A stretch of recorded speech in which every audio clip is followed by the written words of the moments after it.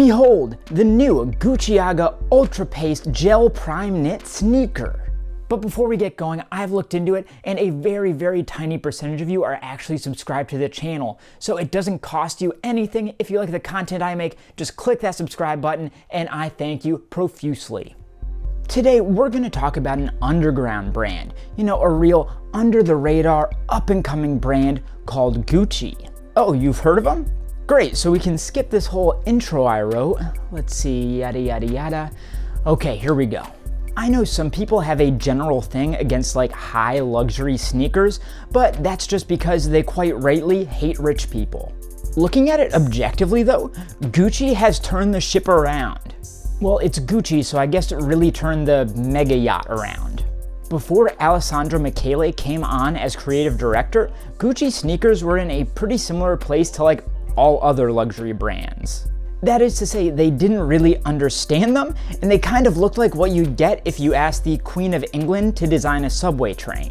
That is to say, it'd probably look vaguely like a subway train should, but it wouldn't make much sense in terms of function or usefulness because, well, the Queen's never been on a subway in her damn life. So back in the day, Gucci would make these weird high-top Jordan knockoffs. Then they'd try to luxify them with all sorts of over-the-top fabrications and monograms and stuff like that.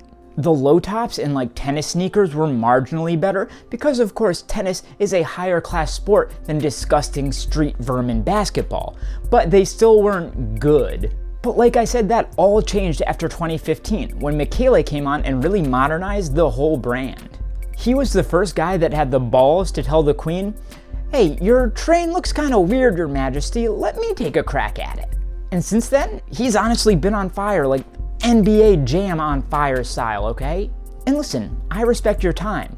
I'm sure you've got brunch plans with an old boss later, so I'm not gonna run down every single Gucci sneaker right now.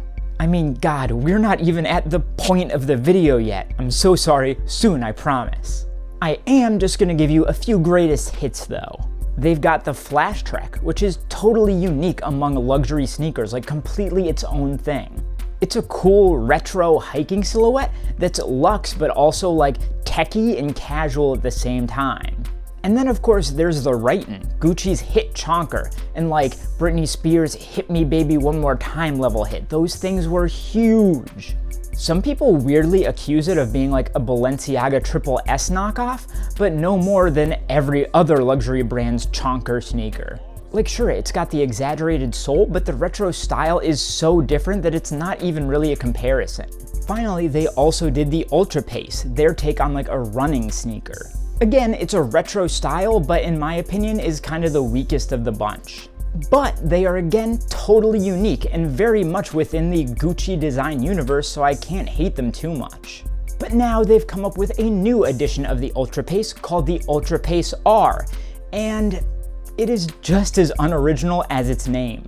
I truly can't figure out what these things are or what they want to be.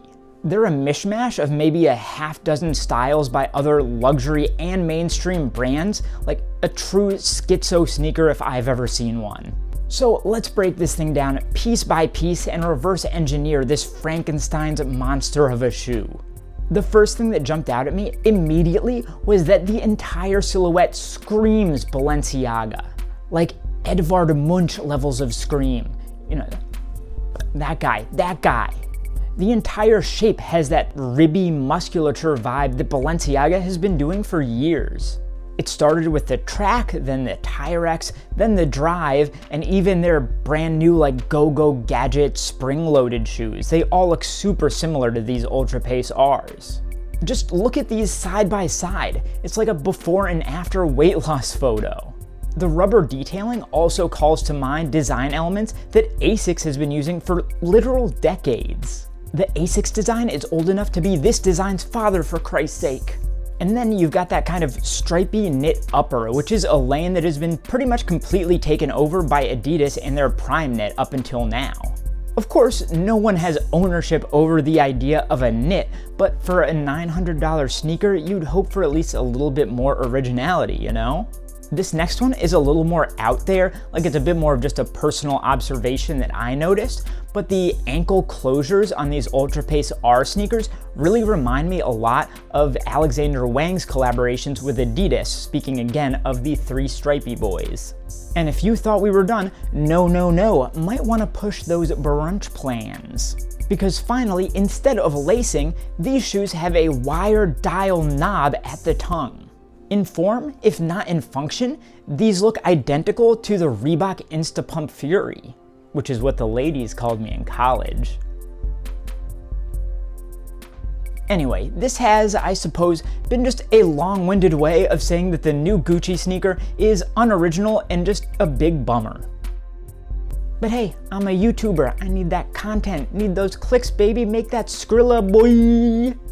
I just hope that Gucci doesn't go too far down this road in the future and that their next shoe is better.